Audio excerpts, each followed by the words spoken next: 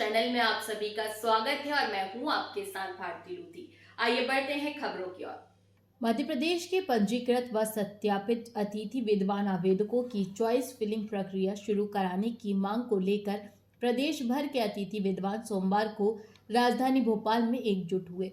सभी जिले से आए अतिथि विद्वान नीलम पार्क में एकत्रित हुए और वहीं से शांतिपूर्ण रैली के रूप में पुलिस की गाड़ियों से मुख्यमंत्री निवास और उच्च शिक्षा मंत्री इंदर सिंह परमार के निवास पहुंचे। वहां अतिथि विद्वानों ने अपनी प्रमुख मांगों को लेकर शांतिपूर्ण ज्ञापन सौंपा। उनका कहना है कि लंबे समय से चॉइस फिलिंग प्रक्रिया लंबित है, जिससे नियुक्ति और कार्य आरंभ में विलंब हो रहा है। संघर्ष मोर्चा के सदस्यों ने कहा कि यदि सरकार ने जल्द ही उनकी मांगों पर सकारात्मक निर्णय नहीं लिया तो वे नीलम पार्क में शांतिपूर्ण धरना प्रदर्शन को बाध्य होंगे। अतिथि विद्वानों की प्रमुख मांगे: पंजीकृत व सत्यापित अतिथि विद्वानों की चॉइस फिलिंग शीघ्र शुरू की जाए, प्रक्रिया में किसी भी तरह की देरी या तकनीकी अड़चनें दूर की जाए, अतिथि विद्वानों को उनके अनुभव व योग्यता के आधार पर स्थायित्व देने पर विचार किया जाए। अतिथि विद्वानों ने कहा कि उनका आंदोलन पूर्णतः शांतिपूर्ण और लोकतांत्रिक तरीके से जारी रहेगा जब तक सरकार उनकी समस्याओं का समाधान नहीं करती। समस्या है जो या जो पूरे प्रदेश के युवा हैं तो सरकार से क्या मांग? सरकार के मांग ये है कि अतिथि विद्वान जो रजिस्टर्ड कैंडिडेट है उनके लिए चॉइस फिलिंग नहीं हुई है। लगभग 1 से 1.5 साल हो चुकी है, 2 साल समथिंग हो चुकी है, लेकिन अभी तक चॉइस फिलिंग नहीं हुई है। और 2 बार नोटिफिकेशन आउट हुआ और दोनों ही बार कैंसिल कर दिया गया है। मध्य प्रदेश के समस्त जिलों से सभी लोग आए हुए हैं जो कि नेट सेट PhD होल्डर हैं और काफ़ी परेशान हैं। और इसके बाद 2 बार नोटिफिकेशन निकालने के बाद भी अभी तक चॉइस फिलिंग नहीं हुई है। मतलब नोटिफिकेशन निकाला है तो उस पर अमल करना चाहिए, उसको फॉलो करना चाहिए, लेकिन ऐसा नहीं हुआ है और बार बार ये परेशान कर रहे हैं। तो ये क्या मतलब हुआ इसका? तो इसी के चलते हुए मध्य प्रदेश के सभी लोग यहाँ पर आए हुए हैं, फिर से ज्ञापन दे रहे हैं। और यदि वो मंत्री जी है और इसके बाद उच्च शिक्षा विभाग से इंदर परमार जी हैं, यदि वो लिखित में आश्वासन देते हैं तो ठीक है, नहीं तो फिर यहाँ पर अनिश्चितकालीन में यहाँ पर आपका मतलब शांतिपूर्वक धरना दिया जाएगा। कितने युवा जिनके भविष्य दांव पे लगे हुए हैं? लगभग 1000 प्लस लोग हैं और बार बार फॉलन आउट के लिए और रिलोकेशन के लिए यहाँ पर मौका दिया जा रहा है। और ये अंतिम मौका था, लेकिन फिर से उन्होंने देखा कि वेबसाइट पे फिर से उनको मौका दिया जा रहा है, लेकिन ऐसा नहीं होना चाहिए। अंतिम मौका उनका हो चुका है कंप्लीट, एक बार हमको मौका मिलना चाहिए। क्या वजह है, किसको जिम्मेदार मानते हैं इस पूरे विषय के लिए? अब जिम्मेदार तो अब एक ऐसे किसी का नाम नहीं ले सकते हैं, लेकिन विभाग में जो भी व्यक्ति काम कर रहे हैं या जिस पद पर ये काम कर रहे हैं, टेक्निकल डिपार्टमेंट हो या फिर जो भी जिनके अंडर ओवर में ये चॉइस फिलिंग हो रही है, तो किसी का अपन नाम नहीं ले सकते हैं। लेकिन ये कह सकते हैं कि यदि नोटिफिकेशन निकाला है तो उसको फॉलो करना चाहिए और चॉइस फिलिंग करवाना चाहिए।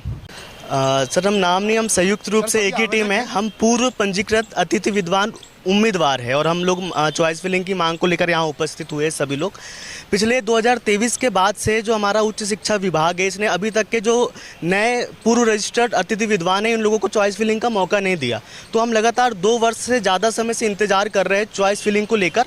तो उसी मांग को लेकर आज सब हम लोग एकत्रित हुए हैं। इसके पहले भी हम एक बार आए थे। इसके बाद क्या किया, जो हमारा उच्च शिक्षा विभाग और मंत्री जी इन्होंने 2 बार चॉइस फिलिंग की लिस्ट जारी की है, आदेश जारी किया, समय सारणी जारी किया, पर उसका परिपालन नहीं किया।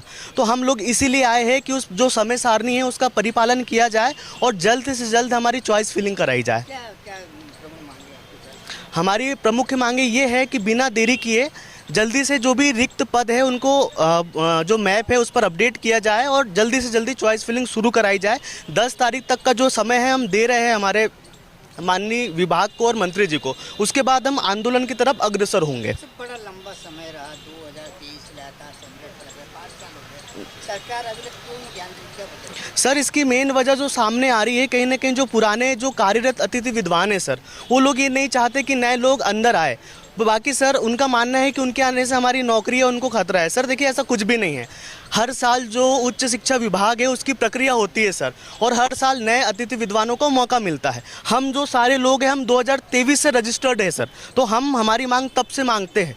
और जो संविधान है सर समानता की बात करता है और सबको रोजगार देने की बात करता है, तो हम उसी मांग के लिए आए हैं कि जो हर साल प्रक्रिया होती है उच्च शिक्षा विभाग की, उसी का परिपालन किया जाए और हम लोगों की चॉइस फिलिंग कराई जाए। क्या लगता है सरकार को बराबर आप पे ध्यान देने की जो नीचे अधिकारी है वो आपकी फाइल को दबा के बैठे सर जितना हमारे संज्ञान में आया है, हम कई बार उच्च शिक्षा विभाग जा चुके हैं, तो वहाँ से हमको पता चल रहा है कि इधर से समस्या नहीं है सर। समस्या मंत्री जी के यहाँ से और जो पुराने अतिथि विद्वान हैं जो कार्यरत है वो उन लोगों के द्वारा समस्या डाली जा रही है। इसलिए हम हमारी मांग संवैधानिक तरीके से मांग रहे हैं और शांतिपूर्ण तरीके से सभी लोग यहाँ प्रदर्शन करने के लिए एकत्रित हुए हैं। बड़ा लंबा समय हुआ तो क्या कोर्ट का दरवाजा भी खटखटाएंगे न्यायालय में? सर बहुत लंबा समय हो गया और सभी पढ़े लिखे पीएचडी किए हुए नेट सेट क्वालिफाइड अतिथि विद्वान हैं और ऑलरेडी सभी कहीं जेबीएस में कार्य कर रहे हैं या कहीं विजिटिंग में कार्य कर रहे हैं सर।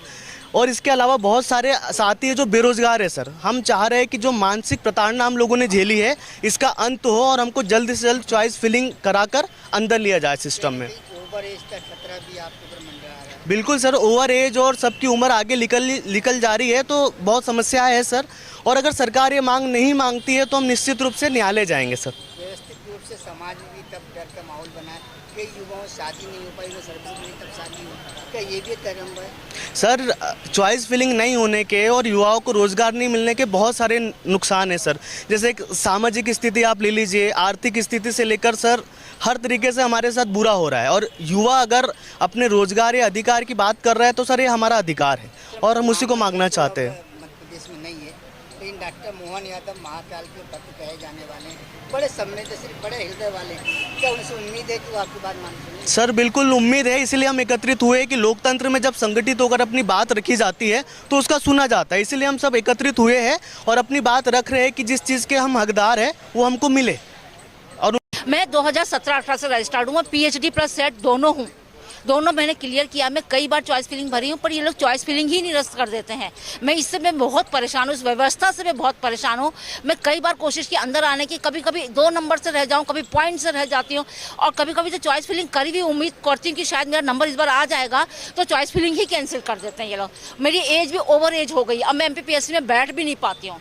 अब मैं नहीं व्यवस्था में घुसूंगी तो मैं कब व्यवस्था में घुसूंगी? फिलहाल के लिए इस खास खबर में इतना ही। देश विदेश की तमाम बड़ी खबरों को जानने के लिए देखते रहें हेडलाइन 24 न्यूज। नमस्कार।